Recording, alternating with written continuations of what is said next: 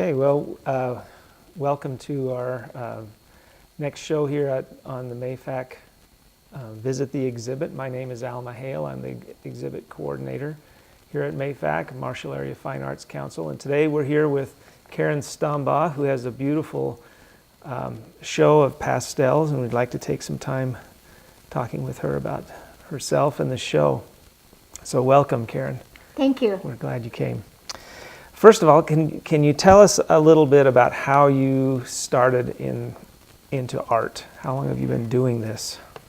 Well, I think like most people that have gotten into art, it started in childhood, and I must have had some facility or a little bit of talent for it, because I started realizing that I was getting some recognition in school. I can remember one argument in front of a display counter that had a piece of my art in, and one of the kids, the students, said, "That's not yours," and I said, "Yes, it is." You know, I was very proud of it, that was mine. And then as time went on in school, I actually went to Tyler Public School for 12 years. I was being asked to do art projects. So, you know, then I kind of got the idea that maybe this is something I can do, and I did enjoy it. I was fortunate because even though I lost my first mother when I was young, she was a very creative person, and she had me working early with all kinds of materials, just scraps of cloth or old catalogs, boxes, grocery boxes, things we had around the house. Nothing that was really bought. But so very early I was introduced to being creative with what you had. And then after we lost her, my dad remarried when I was at early teen, and my second mother was very encouraging of my art. She liked art herself, so I know that, you know, that was really a good thing for me. We didn't have any formal training in school, art training at all. And so I at the time had planned to be a nurse. That was one of the things that women in my age group were encouraged to do if you needed to make a living.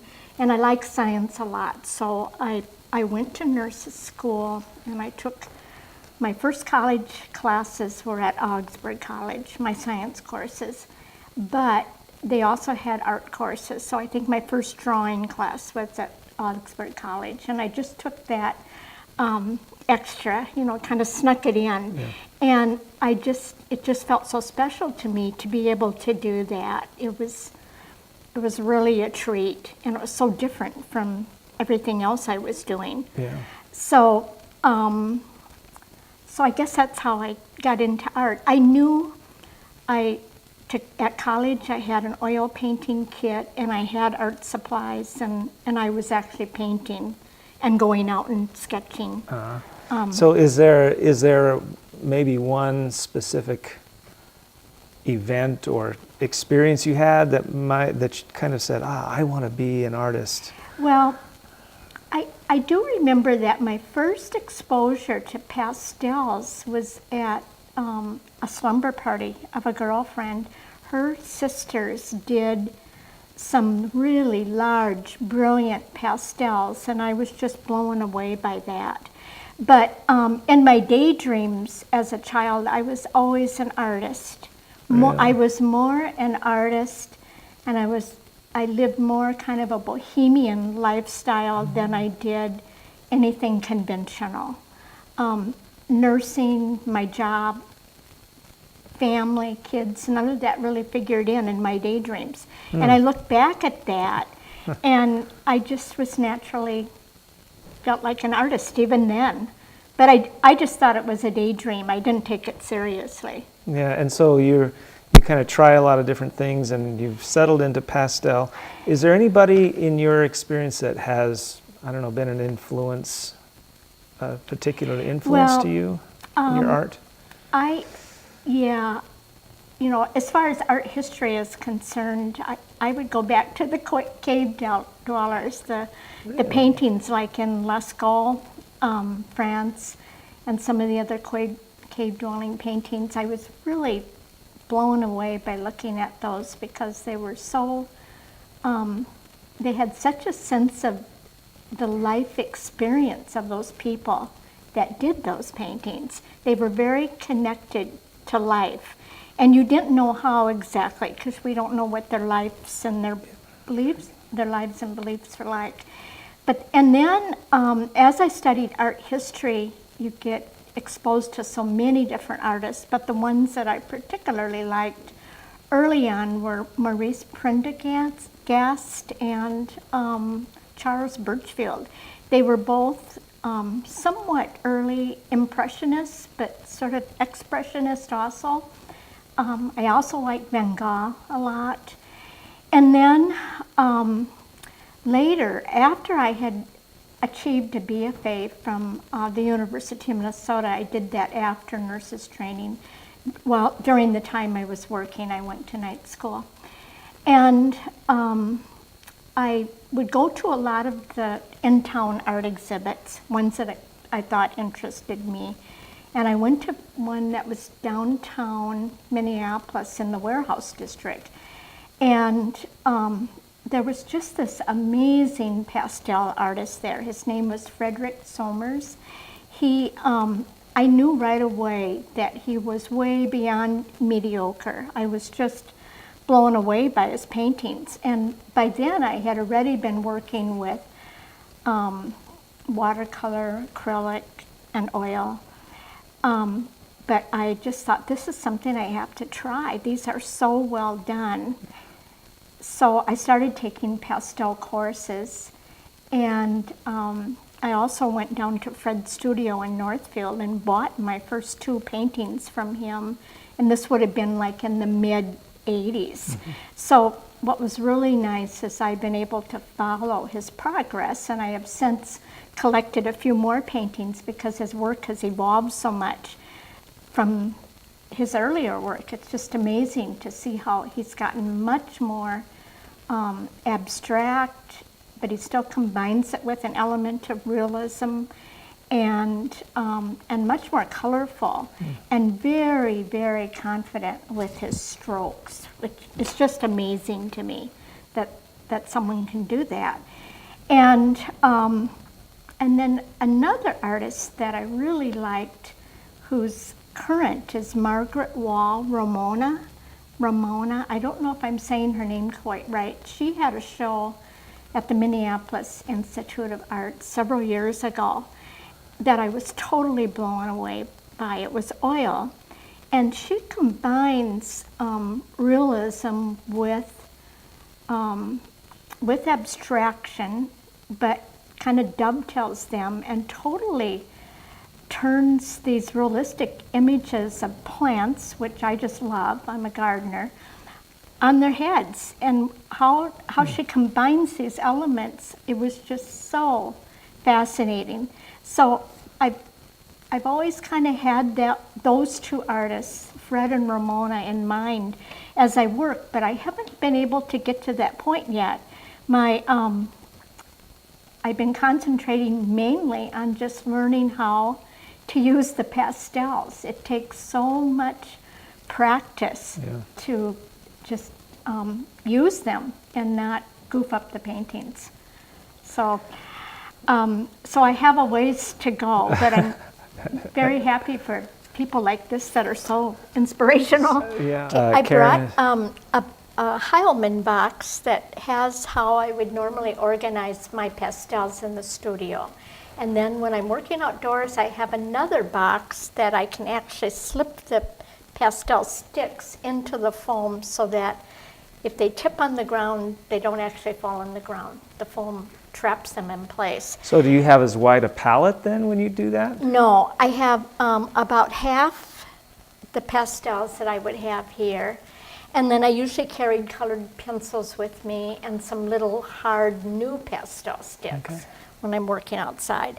So this is kind of represents a combination of all the different kinds of pastel sticks that I work with.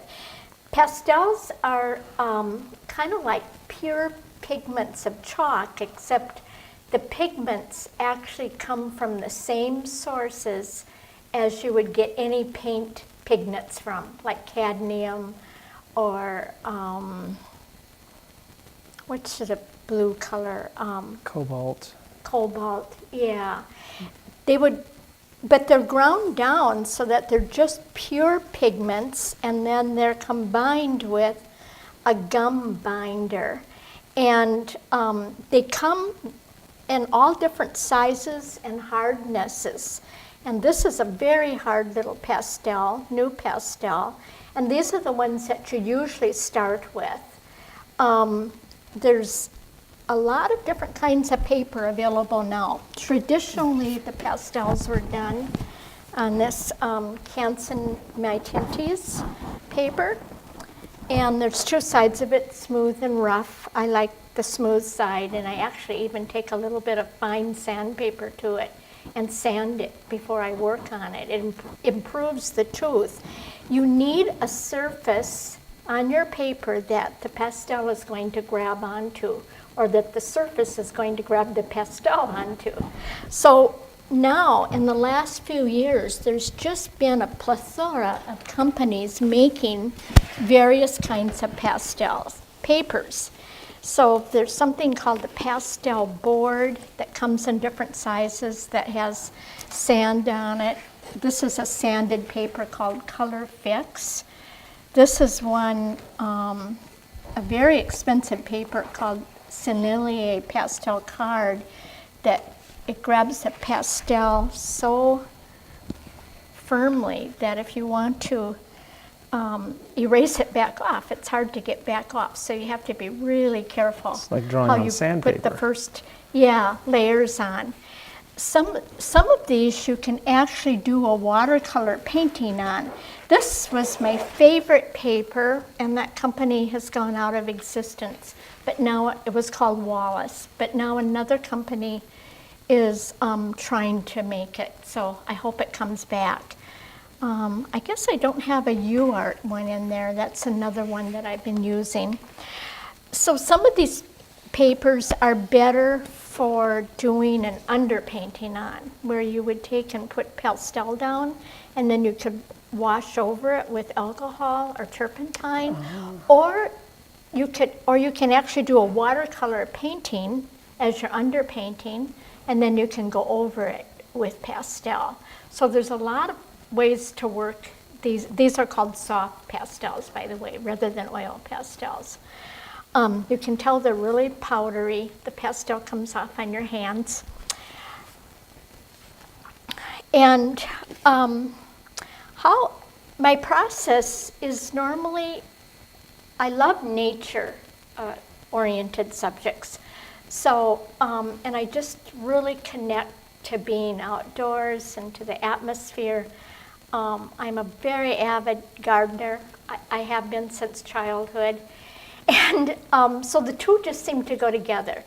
And so often it's either a natural subject, a natural garden that I might find just out hiking, or my own gardens that I'll choose as subject matter. And it's not always an immediate decision. Sometimes it is, sometimes it's not. Sometimes I go back to the same place, excuse me, over and over again. Excuse me. That's okay. I go back to the same place over and over again, and then I'll finally decide how I might do it. So I'll either do a small sketch like this if I'm short on time. I'm slow, so the sketch probably took about a half an hour or so.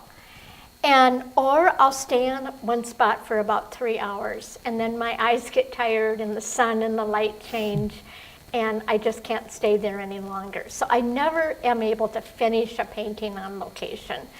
I take a lot of photos so I can capture the light and kind of get a feeling, and then I kind of try to put the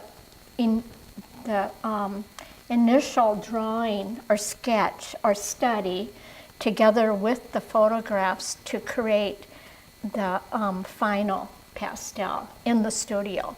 And this is one I was working on.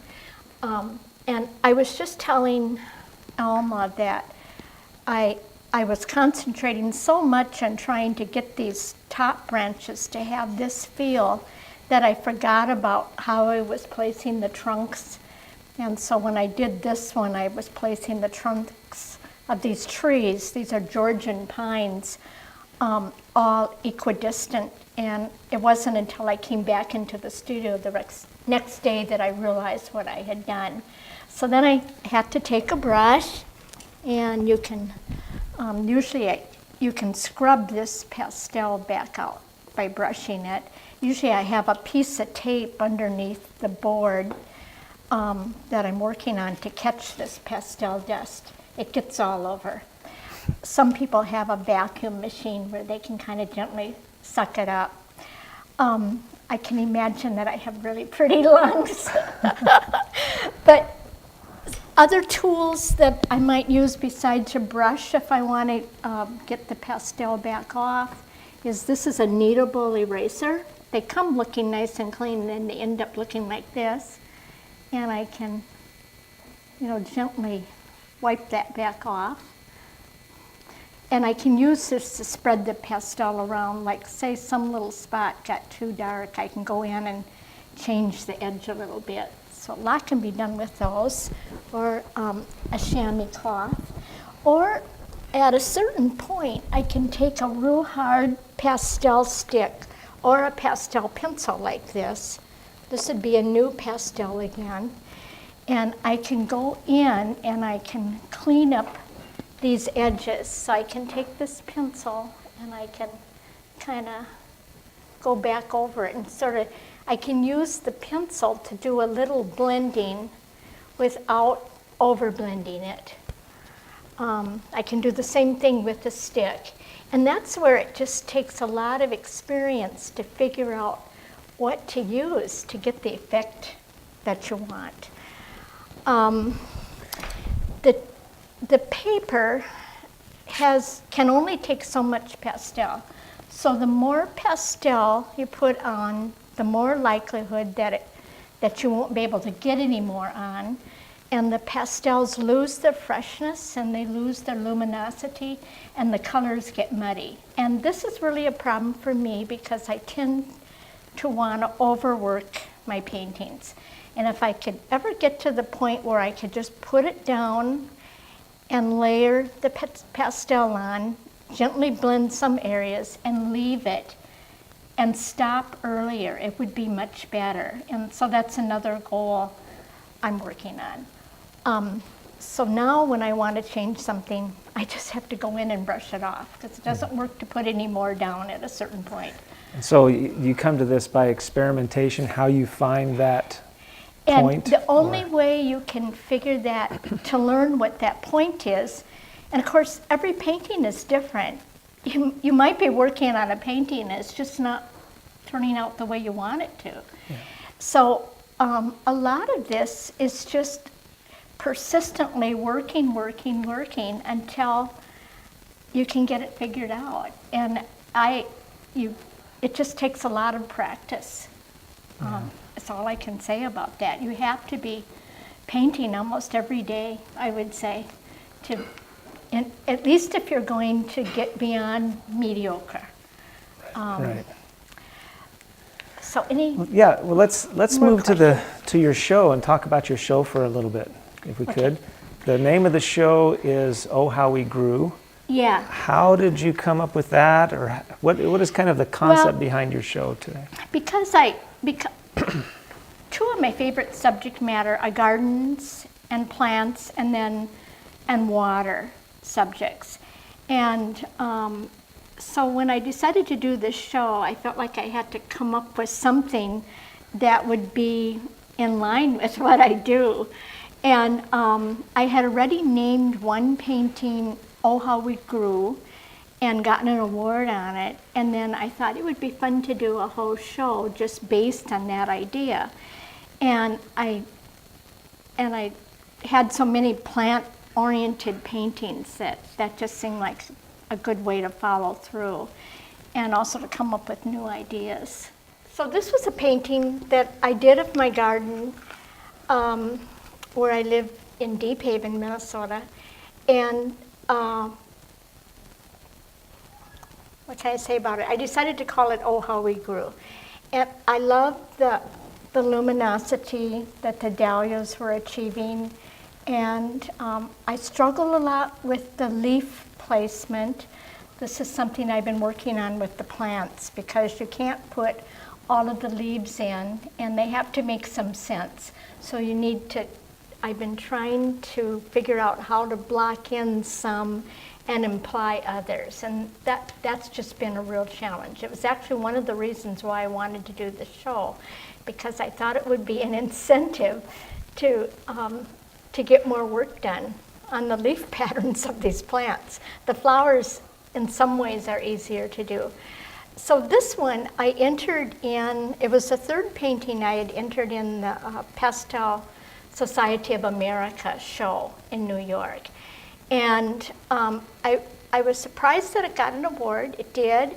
And it also gave me my signature pastel membership in the Pastel Society of America. So it's the signature membership is sort of a credentialing process. It kind of says your peers have said that you've reached a certain level in how you've used the pastel. So I was really pleased about that. And so this kind of became the takeoff, Oh How We Grew, for doing a lot of these other paintings. Some of these were actually done previously and some afterwards. Well, I noticed that you have several that are very almost portraits, and then you have some this like is this that almost are more a like still life. yeah, and that's this is more like a landscape. And And so, right. how do you decide is this is going to be a portrait and this one's going to be a landscape, or is it just at the moment you say, oh, that looks nice, I'm going to go that direction? Yeah, I think it's something like that. So what is the approach? Is there approach different between those two types of work? The way you think about composition and things like that? Yes, it is. I didn't ask. I didn't prepare you for that. That's a tough question, but almost every painting, whether it's abstract or whether it's representational, more traditional like what I'm doing here, needs a focal point. And I'm trying to find something exciting about what I'm looking at that has just really caught my attention. So usually it's that makes me decide. It's something that visually excites me about what I'm looking at or that I find really interesting. And I guess another thing I've been trying to achieve with the plants is to get a sense that they're alive and that they're moving and that they're growing and they're sort of in the moment. Some of these end up looking more like still lifes where they don't feel as alive, and others, like these milkweed pods, you feel like you really have a living, growing organism here. I think I particularly liked this one that I named Wind in Our Faces, Eyes on the Horizon, because these flowers were blowing in the wind, and I loved the atmosphere and the mood, and it made me feel like what it feels to be out there in the fields looking at the wildflowers. You were influenced by the Impressionists, weren't you? Yeah, I was probably somewhat influenced by the Impressionists. Can I point out one of my favorite paintings? Yes. I love this one right here. Yeah, oh yeah, I do too. This was pretty much born from what I considered a tragedy. I had started fixing up this farmstead place that I had inherited and cleaning it up and doing gardens. And a year after that, the farm was hit by straight line winds and 80% of the trees went down. And it was just horrifying. My gardens were ruined. The garage came off the house. A lot of farm buildings were ruined. It was very tough to look at. and it was so bleak and forlorn.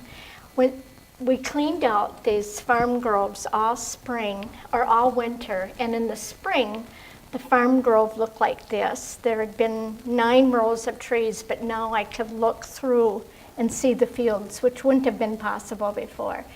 And the red, I thought those trees that survived had such interesting shapes. They were spindly.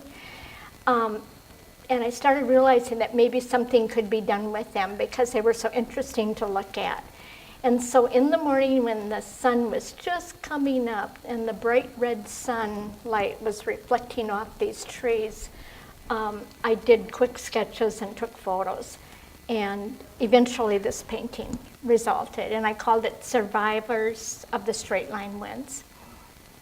And it did get an award, so I was glad about that too. Yeah, I really love the interplay between the light and the shadow, and it just it's really nice. Yeah, I did too. I liked the way that turned out. The first rendition of it wasn't quite as good, and I later went in and deepened the shadows and deepened the reddish colors some. About a year later, I went back in, and it improved after that. Yeah, so very sometimes effective. these things don't just, paintings don't happen overnight. Yeah. Well, so what's next? Where do you see your career going from here? Well, I'm really grateful to have this senior career, and I will continue working, and I'm hoping that I'll be able to get to be a little bit more like those favorite pastelists that I admire so much. But I hope I can also more and more develop my own voice and style. I would like to be able to dovetail realism with abstraction, and that is one of the goals that I'll be working towards.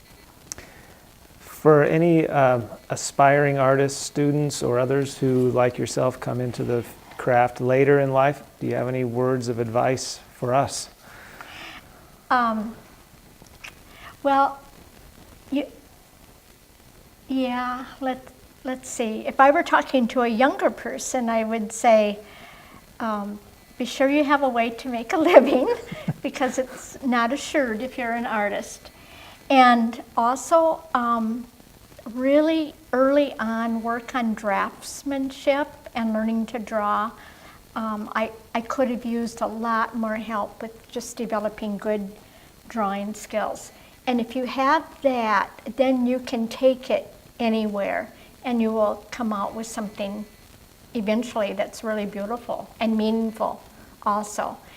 And then I would tell the artists that if you want, even if you have a talent and your things look pretty good, you're probably going to have to put in a lot of just sweat and hard work and